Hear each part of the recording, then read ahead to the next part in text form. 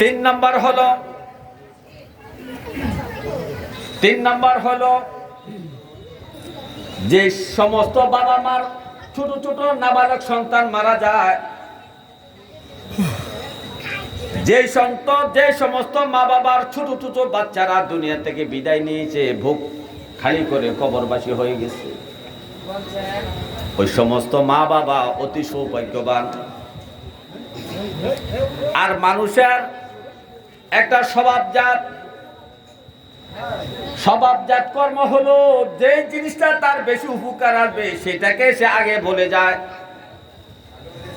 যে সন্তানটা তার ক্ষতির কারণ হবে ওই সন্তানের কথা বারবার স্মরণ হয়। যে সন্তানটা তার বেশি উপকারে আসবে দুনিয়া এবং পরকালে কবরে হাসর মিজানে, ওই সন্তানটাকে মা বাপ বলে যায়। আমাদের সমাজের অনেক মা বাবা আছেন, তাদের ছোট মাসুম বাচ্চা দুনিয়া থেকে বিদায় নিয়েছেন, অথবা মায়ের পেটে মৃত্যুবরণ করেছেন, মায়ের পেট থেকে বাইর হইয়া মৃত্যুবরণ করেছেন 4 বছর, 3 বছর, 7 বছর। এই বয়সের মাসুম নাবালক সন্তানগুলা মৃত্যুবরণ করেছে, অথচ মা বাপ ওই সন্তানকে আজকে বলে গেছে যে সন্তানরা তাকে জান্নাতে নেবে, সেই সন্তানের কথা তার স্মরণ নাই। হে আমার ভাইও, এই ছোট ছোট মাসুম বাচ্চারা যখন মারা যায়, তাদের তো একটা হক ছিল, মায়ের বুকের দুধ 2 বছর পর্যন্ত তারা খাবে, মায়ের আদর পাবে, বাবার আদর পাবে, দাদার আদর পাবে, নানার আদর পাবে।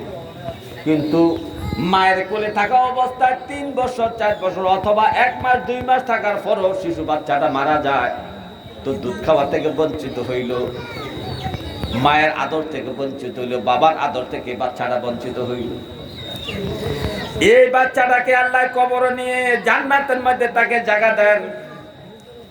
এই জান্নাতে এই বাচ্চাটা হযরত ইব্রাহিম আলাইহিস সালামকে বাবা বলে ডাকে। বাবার বাবার আদর নেওয়ার স্বাদ সে অনুভব করে। ইব্রাহিম নবীর স্ত্রী মা সারাকে মা বলে ডাকে। মা সারা এই ছোট মাসুম বাচ্চাটাকে আদর করে নিজের সন্তানের মতো। কেন আসে তাদের কাছে? মেরাজের রজনীতে নবীজি যখন গেলেন, তখন একটা মাঠের মধ্যে, বিশাল একটা মাঠের মধ্যে একটা গাছ আছে, গাছের নিচে 2 জন মানুষ বসে আছে 2টা চেয়ারের মধ্যে, আর গাছের চতুর্দিকে ছোট ছোট মাসুম বাচ্চারা খেলাধুলা করতেছে, দৌড়াদৌড়ি করতেছে, খেলাধুলা করতেছে। নবীজি কিন্তু এটা দেখতেছেন। মেরাজের রাত্রে জিব্রাইলকে প্রশ্ন করলেন, ভাই জিব্রাইল, ওই যে গাছের নিচে নূরানি চেহারা 2টা মানুষ দেখা যায়, একটা নারী একটা পুরুষ, ছোট ছোট বাচ্চারা দেখা যায় খেলাধুলা করে, এরা কারা? জিব্রাইল বলতেছে, ইয়া রাসূলুল্লাহ, এই 2 চেহারে যে 2টা মানুষ দেখতেছেন, একটা মানুষ হলো পুরুষ, মানুষটা হলো আপনার মুসলমানদের জাতির পিতা হযরত ইব্রাহিম আলাইহিস সালাম। আর পাশের চেহারা যে মহিলাটাকে, সুন্দরী মহিলাটাকে দেখতেছেন, বিশ্ব সুন্দরী মহিলা, ওই মহিলাটা হইল মা সারা, ইব্রাহিমের স্ত্রী, বড় স্ত্রী। এই ছোট ছোট বাচ্চারা কারা? জিব্রাইল বলতেছে, ইয়া রাসূলুল্লাহ, আপনার উম্মতের মধ্যে যে ছোট ছোট নাবালক বাচ্চারা মৃত্যুবরণ করে মায়ের পেট থেকে বাইর হইয়া, অথবা 2 মাসে 3 মাস, 1 বছর 6 মাস, 2 বছর 3 বছর 4 বছর 5 বছর 6 বছর 7 বছর পর্যন্ত নাবালক থাকে। এই অবস্থায় যখন এই বাচ্চাগুলা মারা যায়, তারা মায়ের বাবার আদর থেকে বঞ্চিত হয়ে যায়, মা বাবার সেবা যত্ন থেকে বঞ্চিত হয়ে যায়। যখন তারা খেলাধুলা করতে থাকে, যখন একজনের সাথে একজনের ঝগড়া লাগে এবং তাদের মধ্যে কথা কাটাকাটি হয়, তখন হঠাৎ করে তাদের মায়ের কথা স্মরণ হয়। তারা যখন খেলতে যেয়ে পড়ে যায়, যখন তারা ব্যথা পায়, তখন তাদের মায়ের কথা স্মরণ হয়, বাবার কথা স্মরণ হয়। যখন মায়ের কথা স্মরণ হয়, ছোট ছোট বাচ্চারা মা হাজেরার কোলে দৌড়াইয়া ওঠে, আর বাবার কথা যখন স্মরণ হয়, ব্যথা পাওয়ার পরে তখন তারা বাবা ইব্রাহিমের কোলের মধ্যে তারা জড়াইয়া ধরে। আর যখন এই সন্তানেরা ওই জান্নাতের মধ্যে মা বাবার কথা স্মরণ হয়, জমিনের মধ্যেও কি ওই মা বাবার দিলের মধ্যে সন্তানের জন্য একটা আঘাত লাগে। হঠাৎ করে স্মরণ হয়, আহারে আজকে 20 বছর আগে আমার 3 বছরের একটা ছেলে মারা গিয়েছিল, আজ থেকে 5 বছর আগে আমার 2 বছরের একটা মেয়ে মারা গিয়েছিল। এই কথাটা হঠাৎ করে স্মরণ হয়। আর এই স্মরণ হওয়াটা তার জন্য কপাল ভালো। আর এই স্মরণটা সব সময় করা দরকার, কারণ এই সন্তানটাই তাকে জান্নাতে নেওয়ার জন্য আল্লাহর কাছে আবদার করবে। রাব্বে কারীম বলবে, ও আমার শিশু বান্দারা, তোমরা জান্নাতে চলে যাও। তারা তখন বায়না ধরবে, রাব্বে কারীম, আমরা একা একা জান্নাতে যাব না। আমাদের দুনিয়ায় আমাদের মা বাপ ছিল, আমাদের মা বাবাকে নিয়ে আমরা জান্নাতে যাব।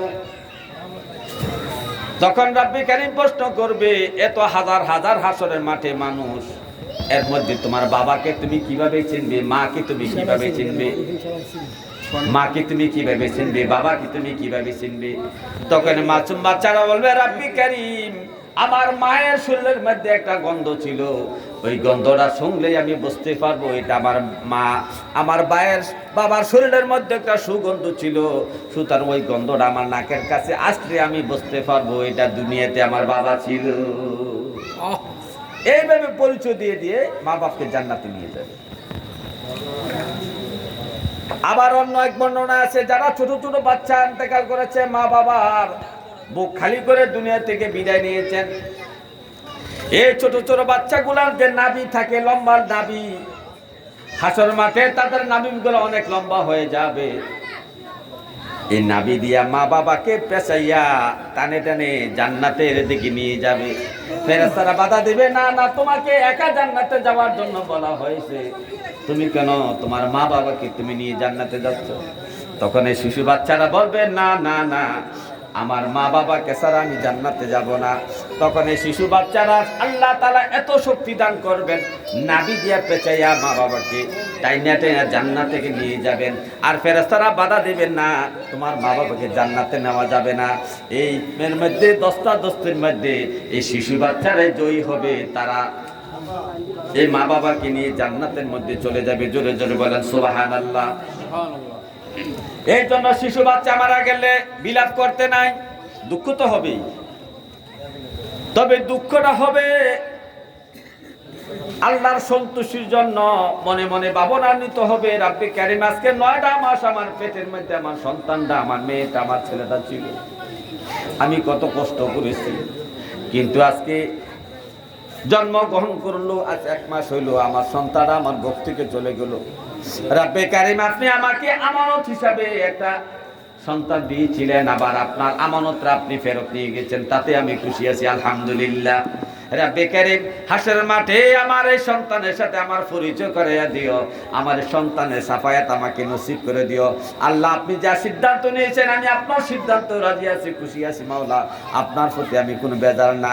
আলহামদুলিল্লাহ বলে যদি আপনি এই শুকরিয়া আদায় করতে পারেন সন্তানের মৃত্যুতে, ওই সন্তানটাই আপনার জন্য পরকালে নাজাতের কারণ হইয়া দাঁড়াবে। আর যে মা বাবা বিলাপ করে কান্না করবে, আল্লাহ বুঝি আর দেখছে না, আল্লাহর কেড়ে ইনসাফ হয়েছে, আমার 3টা মেয়ের পরে একটা ছেলে হয়েছে, আর 6 মাস পরে ছেলেটা দুনিয়া থেকে